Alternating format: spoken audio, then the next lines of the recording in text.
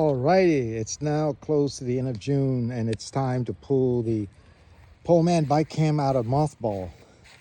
So you know what this bike looks like. It's been sitting in mothball for 7 months now.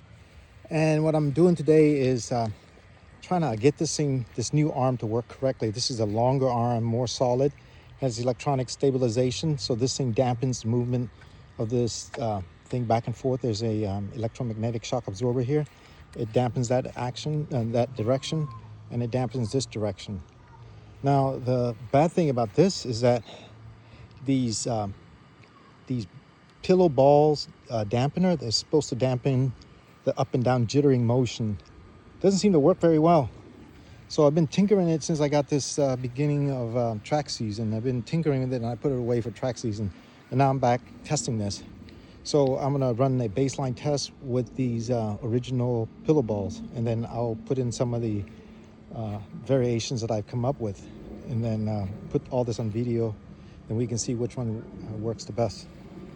Same camera, put a little cage here to protect the entire camera and lens. You know, normally I don't have this part, and without this part, if I hit the ground, this thing falls off and hit the ground, it will break the lens off.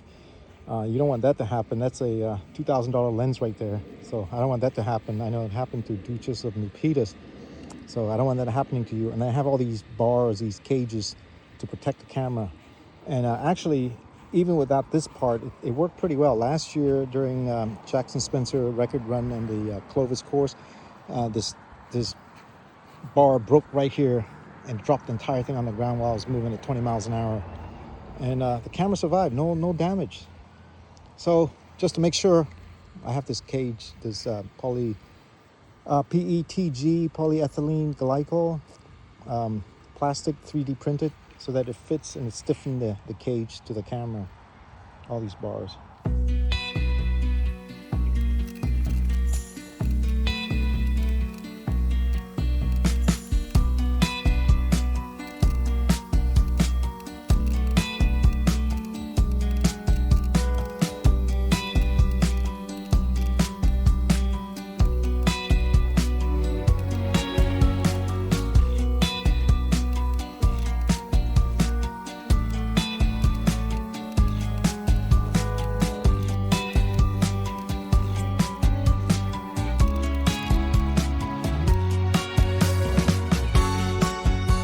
Time to change these pillow ball out, and these are pretty easy. There's a hex key and you just unscrew this and take this rubber ball out. See, it's squishy but not squishy enough.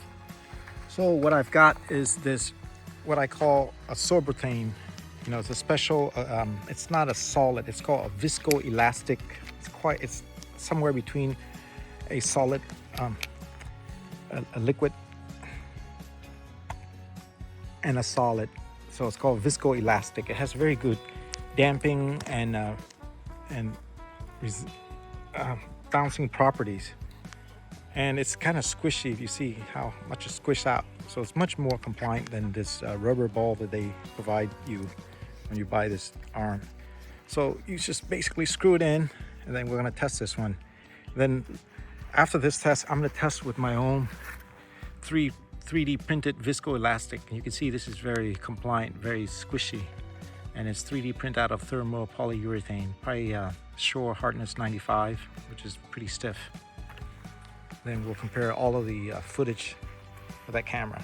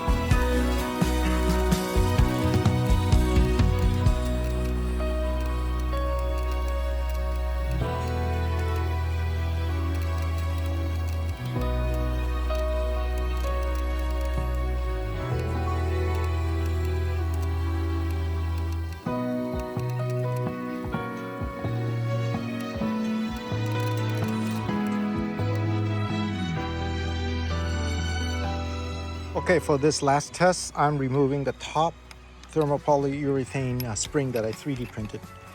And so you will see that once this is put in, then the camera, the whole rig rests on these sorbothane, so it's free to ride up and down like this. You can see as it rides up and down like that. So it's free to ride up and down. The only time the motion is controlled is when it falls down onto the sorbothane. And we're going to test this. Oh, and also, by the way, the damping on this thing, as you can see, it's 0 damping, and it's for a very lightweight, so almost no damping there. No electronic damping for these arms, or very little.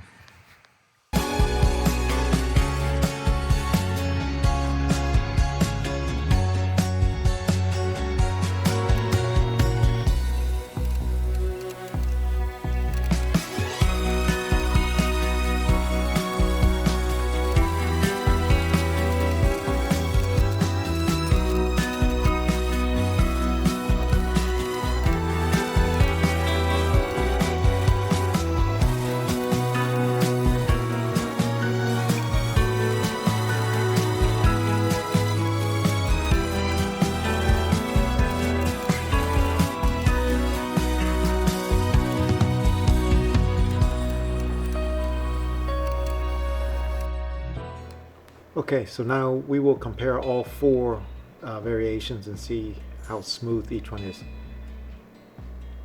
From left to right, you can see the original equipment, my modified one with the top original equipment pill, and then the sorbothane plus my 3D printed TPU spring, and lastly no top pillow.